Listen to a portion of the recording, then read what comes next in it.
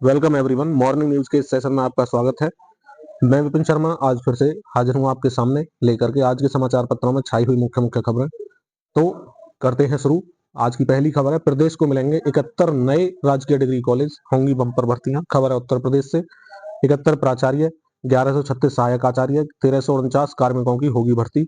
मुख्यमंत्री योगी आदित्यनाथ की अध्यक्षता में लोक भवन में मंत्रिमंडल की बैठक में राज्य उच्च शिक्षा को मजबूत करने के लिए शुक्रवार को 2 महत्वपूर्ण फैसले लिए गए। इसके अंतर्गत 71 नवनिर्मित निर्माणाधीन महाविद्यालयों को राजकीय महाविद्यालय के रूप में संचालित करने का फैसला लिया गया है, जबकि बिजनौर जिले में निजी क्षेत्र में विवेक विश्वविद्यालय के गठन को मंजूरी प्रदान की गई है।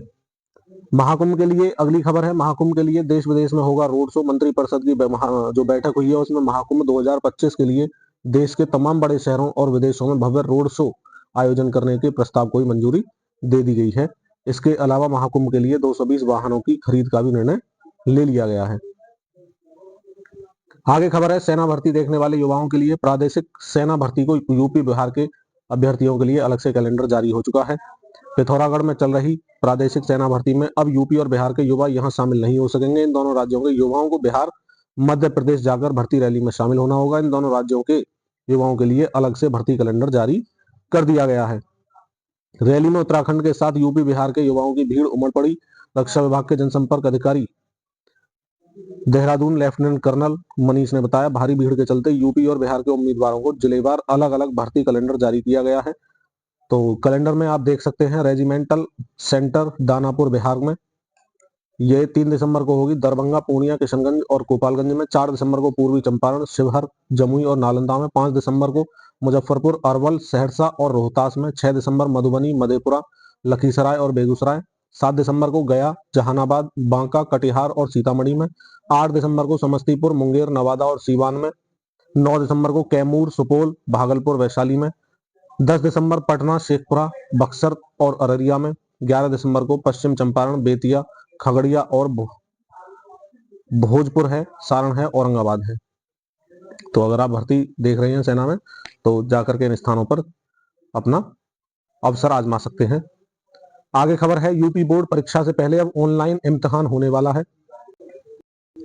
कक्षा 9 से 12वीं तक के विद्यार्थियों की दिसंबर में होगी ऑनलाइन परीक्षा। ऑनलाइन परीक्षा में सिर्फ गणित और विज्ञान से पूछे जाएंगे प्रश्न। शिक्षकों का पंजीकरण जो है वो 25 तक होगा। परीक्षा के लिए प्रधानाचार्य और शिक्षक 25 नवंबर तक पंजीकरण करा सकते हैं। विद्यार्थियों का पंजीकरण 26 से 30 नवंबर तक gov.embi/becon/uttarpradesh/student/in&hi पर होगा। घर से भी दे सकेंगे परीक्षा। ऑनलाइन परीक्षा विद्यार्थी घर से भी दे सकेंगे। विद्यार्थी विद्यालय परिसर स्थित कंप्यूटर लैब अथवा घर में उपलब्ध उपकरणों के माध्यम से परीक्षा दे सकेंगे। सभी विद्यालय के संबंधित विषय के शिक्षकों की जिम्मेदारी होगी कि उनके विषय के सभी विद्यार्थी परीक्षा में शामिल हों। बोर्ड पूरे प्रदेश में सूबे के राजकीय विद्यालयों का प्रदर्शन सुधारने की कवायद राज्य परियोजना कार्यालय ने शुरू कर दी है। यूपी बोर्ड परीक्षा से पहले कक्षा 9 से 12वीं तक के छात्र छात्राओं को पहली बार ऑनलाइन परीक्षा देनी होगी। गणित और विज्ञान विषय की ऑनलाइन परीक्षा होगी। यह परीक्षा 12 दिसंबर से प्रस्तावित है। इसके बाद रिपोर्ट कार्ड दिया जाएगा। कमजोर विद्यार्थियों की 1 माह बाद फिर से परीक्षा कराई जाएगी। इस संबंध में अपर राज्य परियोजना निदेशक समग्र शिक्षा माध्यमिक ने सभी डीआईओस को पत्र जारी कर निर्देश दे दिया है। कार्यक्रम जो रहेगा वो कार्यक्रम आपके सामने है। 12 दिसंबर को कक्षा 9 व 10 की गणित, कक्षा 11-12 की भौतिक विज्ञान, 13 दिसंबर को कक्षा 9-10 की विज्ञान, कक्षा 11-12 की रसायन विज्ञान,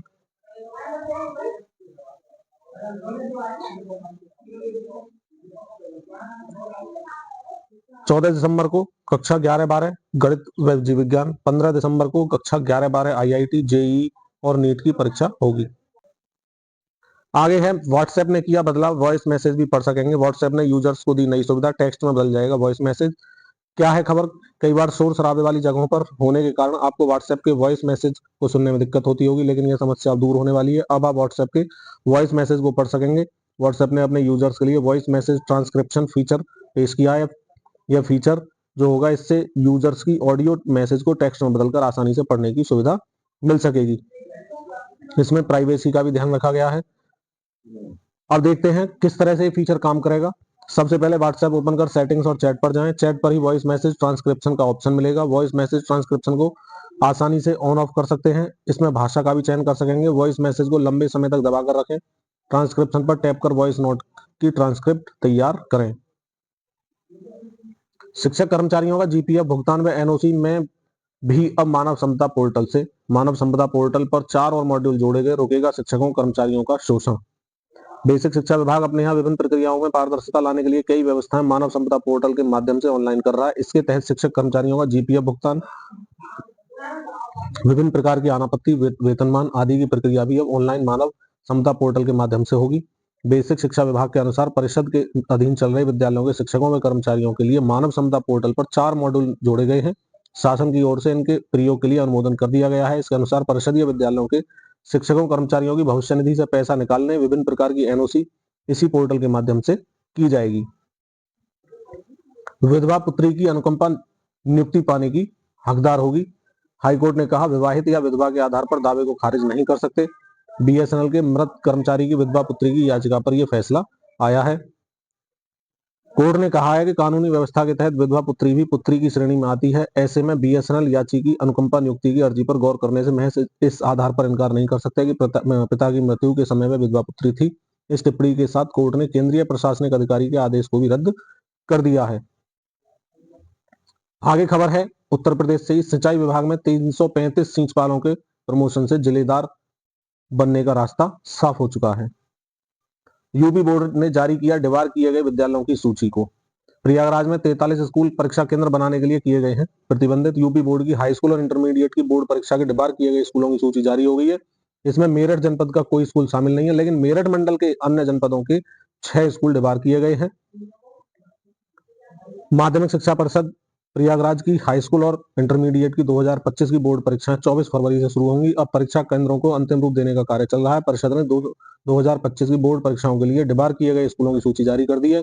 मेरठ डीआईओएस कार्यालय को भेजी गई सूची में मेरठ जनपद का कोई विद्यालय शामिल नहीं है, जबकि यूपी बोर्ड के मेरठ क्षेत्रीय कार्यालय के अंतर्गत आने वाले जिलों में आगरा में 14, फिरोजाबाद में 4, हाथरस व मैनपुरी में 1-1, मथुरा में 2, एटा में 5 स्कूल डिबार किए गए हैं। सबसे ज्यादा अलीगढ़ में 32 स्कूल डिबार हुए हैं। सहारनपुर जनपद में 3, बागपत व बुलंदशहर में 1-1 और गौतम बुद्ध नगर जिले में 4 स्कूल डिबार किए गए हैं। प्रदेश में सबसे ज्यादा 43 स्कूल प्रयागराज में परीक्षा केंद्र बनाने के लिए प्रतिबंधित किए गए हैं और इन स्कूलों को 2 से 4 वर्ष तक परीक्षा केंद्र बनाने के लिए प्रतिबंधित किया गया है। डिबार किए गए स्कूलों को परीक्षा केंद्र बनाने पर संबंधित जिलों के जिला विद्यालय निरीक्षकों को जिम्मेदार ठहराया जाएगा। आगे खबर है स्काउट गाइड कोटे के तहत रेलवे विभाग करेगा नियुक्ति। उत्तर मध्य रेलवे खेल कोटे की नियुक्ति पर अनिश्चितता के बादल हैं। उत्तर मध्य रेलवे द्वारा स्काउट गाइड कोटे के तहत 8 पदों पर नियुक्ति करेगा। इसका नोटिफिकेशन जारी कर दिया गया है। हालांकि खेल कोटे के तहत की जाने वाली भर्ती का ऐलान न होने से तमाम खिलाड़ियों को रेलवे ने बड़ा झटका भी दिया है। इंटर प्रोत्साहन राशि के लिए आवेदन 20 दिसंबर तक है। खबर है आपके लिए बिहार पटना से। इंटर पास छात्र छात्राएं प्रोत्साहन राशि के लिए 20 दिसंबर तक आवेदन कर सकती हैं। मौजूदा वर्ष के साथ साथ पिछले 2 वर्षों की छात्राओं को भी योजना का लाभ मिलेगा। इसमें छोटी छात्राओं को भी राहत दी गई है।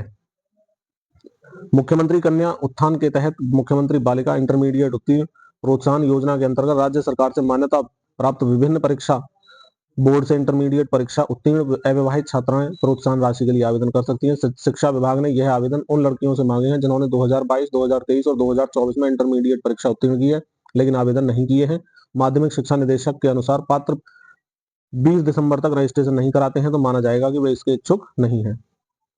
लीग का आगाज 14 मार्च से, फाइनल 25 मई को।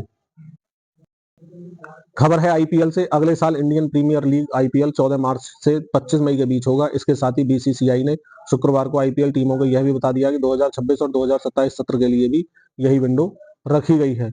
यह विंडो 2026 तथा 2027 में होने वाली सत्र के लिए भी होगी। तीनों साल लीग के फाइनल मुकाबले रविवार को खेले जाएंगे। आगे खबर है दिल्ली में ट्रकों का प्रवेश तुरंत रोकें, सुप्रीम कोर्ट ने कहा है। प्रदूषण रोकने में लापरवाही पर सुप्रीम कोर्ट सख्त है। दिल्ली में प्रवेश के लिए तय 113 मार्गों पर निगरानी चौकी बनाने का भी निर्देश दिया गया है। कोर्ट ने 13 वकीलों को निरीक्षण का जिम्मा सौंपा है। सुप्रीम कोर्ट ने 13 युवा वकीलों को कोर्ट कमिश्नर नियुक्त किया है जो राजधानी में वाहनों के प्रवेश वाले सभी जगहों का निरीक्षण करेंगे और फोटो वीडियो के साथ अपनी रिपोर्ट कोर्ट में पेश करेंगे। पीठ ने कहा है कि 13 वकीलों को पुलिस सुरक्षा मुहैया कराई जाए। प्रदूषण की गंभीर स्थिति और ग्रेड 4 की पाबंदियों को प्रभावी ढंग से लागू नहीं करने पर सुप्रीम कोर्ट ने शुक्रवार को दिल्ली सरकार और पुलिस को कड़ी फटकार लगाई है। शीर्ष कोर्ट ने कहा है कि हर हाल में यह सुनिश्चित करें कि जरूरी सेवाओं को छोड़कर राजधानी में अन्य भारी वाहनों यानी ट्रकों को प्रवेश नहीं मिले। कोर्ट ने दिल्ली में प्रवेश के लिए 113 मार्गों पर पुलिस को तैनात करने और निगरानी चौकी बनाने का भी निर्देश दिया है। ग्लेशियर तेजी से पिघले तो बेकाबू होंगी समुद्री धाराएं, दुनिया भर में बढ़ जाएंगी चरम मौसम की घटनाएं। समुद्र के खारे पानी में ग्लेशियर के ताजे पानी की धाराएं तेजी से मिल रही हैं। 40% का इजाफा हुआ है बर्फ पिघलने की घटनाओं में। 300 गीगाटन बर्फ पिघल जाता है औसतन हर साल। खारापन घट रहा है समुद्र का। अटलांटिक महासागर में ताजे जल की मात्रा में वृद्धि हो रही है। इससे महासागर में खारेपन पर असर पड़ रहा है। यह खारापन समुद्र के तापमान को नियंत्रित भी करता है। क्या असर होने वाला है इससे? एशिया में चक्रवाती तूफानों की संख्या बढ़ेगी। असहनीय गर्मी का दौर शुरू हो जाएगा। यूरोप अत्यधिक बारिश की वजह से भयानक बाढ़ की चपेट में आ जाएगा। मध्य पूर्व के देश भीषण लू और व्यापक सूखे का भी अनुभव करेंगे। प्रशांत क्षेत्र के द्वीप राष्ट्र समुद्र में डूब सकते हैं। कई अफ्रीकी देशों को सूखे और भोजन की कमी का सामना करना पड़ सकता है। पश्चिमी अमेरिका में भी सूखे की संभावना की स्थिति हो सकती है। आगे खबर है ARO परीक्षा से संबंधित अभ्यर्थियों के लिए जल्द तय हो सकता है आरओ परीक्षा का प्रारूप। खबर है उत्तर प्रदेश से। उत्तर प्रदेश लोक सेवा आयोग समीक्षा अधिकारी आरओ सहायक समीक्षा अधिकारी ARO 2023 प्रारंभिक परीक्षा की तिथि पर अगले माह तक निर्णय ले सकता है। इसको लेकर आयोग ने कवायद शुरू कर दी है। परीक्षा का प्रारूप तय करने को लेकर गठित है समिति परीक्षार्थियों और केंद्र निर्धारण के मानकों पर खरे उतरने वाले केंद्रों की संख्या के आधार पर अपनी रिपोर्ट आयोग की सौंपेगी। इसके बाद आयोग परीक्षा पर निर्णय लेगा। स्कूलों में तैयार होंगे अच्छे खिलाड़ी, विदेशी कोच से लेंगे मदद। माध्यमिक व प्राथमिक स्कूलों में पढ़ाई के साथ साथ अच्छे खिलाड़ी भी तैयार किए जाएंगे। स्कूल फॉर स्पोर्ट्स कार्यक्रम के माध्यम से खेलों को लगातार बढ़ावा देने का प्रयास किया जा रहा है। अब विदेशी कोच की मदद से विद्यालयों में खेल शिक्षकों और ऐसे शिक्षकों की जो किसी न किसी खेल में प्रशिक्षित हैं तराशा जाएगा। जिलों में खेल के मास्टर ट्रेनर शिक्षकों को तैयार कर विद्यालयों में खेल को बढ़ावा दिया जाएगा।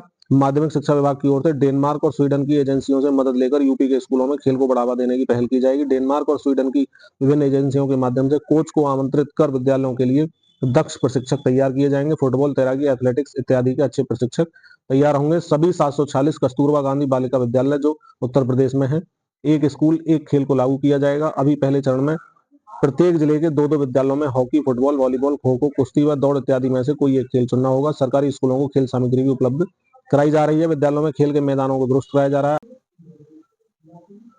अगर विद्यालय में खेल का मैदान नहीं है तो ग्राम पंचायत पर स्तर पर इसकी व्यवस्था की जा रही है। 10,000 युवा करेंगे संविधान प्रस्तावना का पाठ। संविधान के 75 वर्ष होने के मौके पर राजधानी में होगी हमारा संविधान हमारा स्वाभिमान पदयात्रा। 26 नवंबर को संविधान दिवस पर राष्ट्रपति संसद के संयुक्त सत्र को करेंगी संबोधित। संविधान आजकल चुनावी राजनीति का भी हिस्सा बन गया है। सत्ता पक्ष और विपक्ष की ओर से एक दूसरे पर संविधान को चोट पहुंचाने के आरोप लगाए गए हैं। 26 नवंबर को संविधान दिवस एक और ऐसा अवसर होगा जब आरोप प्रत्यारोप बढ़ सकते हैं। केंद्र सरकार संविधान के 75वें वर्ष को धूमधाम से मनाने की तैयारी में जुटी है। इसके तहत खेल व युवा मंत्रालय देश भर में युवाओं की पदयात्रा निकालेगी। 26 नवंबर को संविधान दिवस के अवसर पर संसद के संयुक्त सत्र का भी आयोजन किया जाएगा, जिसे राष्ट्रपति द्रौपदी मुर्मू संबोधित करेंगे। प्रधानमंत्री नरेंद्र मोदी का भी संबोधन हो सकता है। इससे पहले 25 नवंबर को दिल्ली में 10,000 युवा संविधान की प्रस्तावना का पाठ करेंगे। बुमराह ने जगाई उम्मीदें। भारत की खराब बैटिंग के बाद भारतीय टीम के कप्तान बुमराह ने कराई वापसी। 150 रन पर भारतीय टीम हुई ऑल आउट। 83 रन से ऑस्ट्रेलिया से आगे है भारत। 4 विकेट बुमराह ने ऑस्ट्रेलिया के खिलाफ लिए हैं। साथ ही KL राहुल के 3000 रन पूरे। 2 विकेट मोहम्मद सिराज ने लिए हैं। भारतीय कप्तान जसप्रीत बुमराह के अनुसार हमारी तैयारी अच्छी थी, इसलिए टॉस जीतकर हमने बैटिंग का फैसला लिया जो गलत साबित हुआ। सिराज ने टीम में बेहतर प्रदर्शन किया है। ऑस्ट्रेलियाई कैप्टन का कहना है जसप्रीत बुमराह ने अमेजिंग बॉलिंग की, हमारे बैटर ज्यादा देर तक मैदान में नहीं टिक सके। मैक्सवेनी ने डेब्यू किया है। इसी के साथ आज का न्यूज सेशन यही समाप्त होता है। मिलते हैं नई खबरों में नए सेशन के साथ। मैं विपिन शर्मा लेता हूं आपसे विदा। और हाँ, अगर आपने अभी तक चैनल को सब्सक्राइब नहीं किया तो कर लेंगे। इसी तरह की खबरें आपको रोजाना मिलती रहेंगी। जय हिंद, जय भारत, वंदे मातरम।